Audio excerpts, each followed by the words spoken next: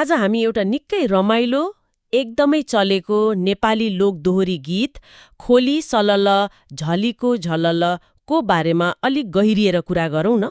हो यो गीत त सुन्नुभएकै होला धेरैले।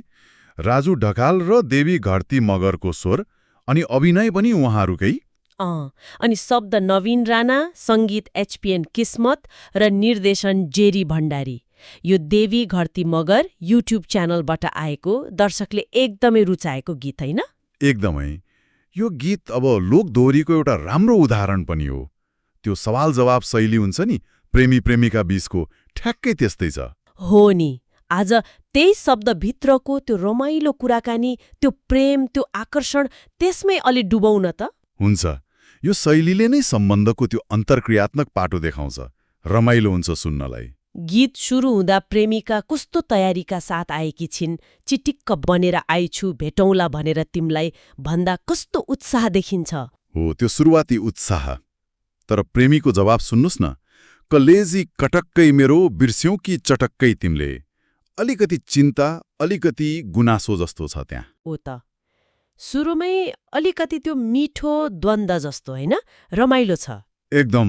यसले नै गीतको मुड सेट गर्छ। ठट्ठा पनि, गुनासो पनि, तर भित्र त माया नै छ। अनि भाषा कति सरल, मिठो, लोकदोहोरीको विशेषता नै यही हो। अनि पछि फेरि प्रेमिकाले मुटुमा छौ मेरो तिमी, सबै थोक हौ मेरो तिमी भन्दा त कस्तो प्रष्ट प्रेम। त्यहाँ समर्पण प्रष्ट छ। तर प्रेमीको जवाब फेरि अलि घुमाउरो छ नि।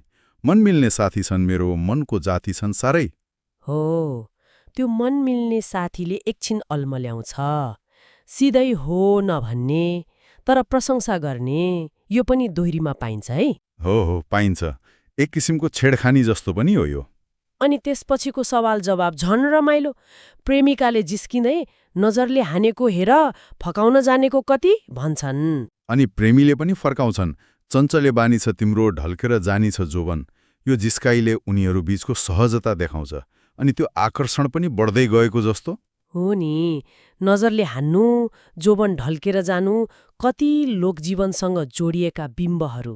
साँच्चै यो जोवन ढल्केर जाने कुराले कता कता सम्बन्धलाई अझ गहिरो बनाउनुपर्छ भन्नेतिर पनि सङ्केत गर्छ जस्तो लाग्छ। सामान्य संवादमै प्रेमका धेरै चरण समेटिएका छन्। अनि त्यो आग्रह पनि छ नि, प्रेमिकाले गरेको खै मलाई माया, फूल देऊ है मलाई दिलमा भन्दा। अनि प्रेमीको त्यो अभिव्यक्ति, हेरिरहँ झै लाग्छ तिमलाई, बेरिरहँ झै लाग्छ अङ्गालो।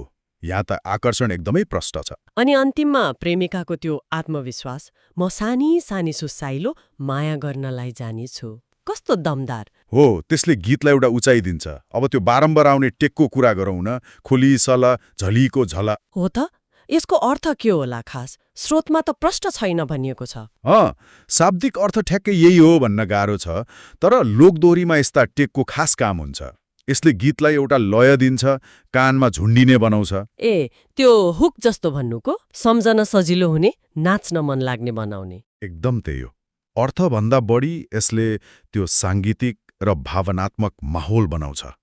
झलीको झललले सायद केही चमक, केही आकर्षणको दृश्य पनि त दिन खोजेको हुन सक्छ नि, होइन? प्रेमको सन्दर्भमा हुन सक्छ। रमाइलो छ यो पक्ष पनि। यो नेपाली लोकसङ्गीतको एउटा रमाइलो विशेषता हो।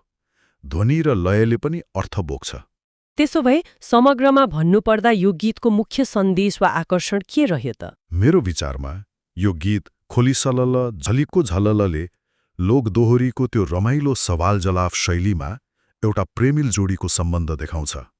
सुरुको छेडखानी, गुनासो हुँदै गहिरो आकर्षण र समर्पणसम्मको यात्रा। अनि त्यो सरल शब्द, आकर्षक लय, अनि त्यो सम्झन सजिलो टेक। हो, ती सबै यसको सफलताका कारण हुन्। यसले नेपाली लोकसङ्गीतमा प्रेमलाई कति जीवन्त र मौलिक ढङ्गले प्रस्तुत गरिन्छ भन्ने देखाउँछ। साँच्चै निकै रमाइलो चर्चा भयो। अब श्रोताहरूलाई पनि एउटा प्रश्न छोडेर जाउँ न त। यो खोली सलल झलीको झलल जस्ता टेकहरू, यिनीहरू के साँच्चै लय मिलाउन मात्रै हुन्? यिनको कुनै गहिरो सांस्कृतिक अर्थ पनि होला जुन हामीले बिर्सिसक्यौँ कि? हो, त्यही त। यस्ता अरू टेकहरू नेपाली लोकगीतमा के छन् होला? तिनको अर्थ के होला? यो आफैमा खोज्न लायक विषय हुन सक्छ नि, हैन?